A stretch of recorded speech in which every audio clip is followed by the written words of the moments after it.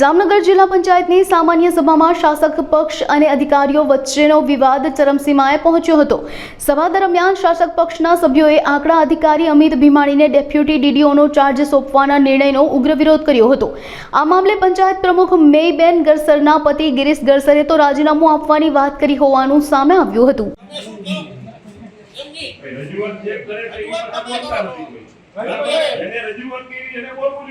બીજે હું કામ બોલું રજૂઆત તમે કરો છો ભાઈ તમારે વ્યવહારિક રજૂઆત કરવી હોય મને કઈ માસી નીકળો ને કાઢી નાખવાનો હોય સાહેબ એક જ મિનિટ માં નીકળી જાય મેડમ આપી દીધું તો હું કરીને ટેકાળા કરો તો આપી દીધું ને ચાર્જ છે એમની કાકા આપી દીધું કેમ ના આપો એક અધિકારી ચાર કેવી રીતે સમાજશે પ્રેક્ટિકલ એમાં કોઈ ડેવલપમેન્ટ ના થાય મને ધક્કા મળે ઉપરથી એમાં મને જવાનું છે ને કે કામ નહીં કરી શકે આ રીતે પંચાયત હાલે નહીં સાહેબ આ રીતે હાલે નહીં હું મારે બધાનું સાંભળવાનું રાજીનામું તો હું ક્યાં તમારે મારે આપી દઉં સાહેબ રાજીનામું આ રીતે હલાવવાની પંચાયત બે બોલો ને તમે બોલો ને શું કીધું આ બોલે કઈ તમે મારે તમારે તમારી સાંભળી તમે આઈ ના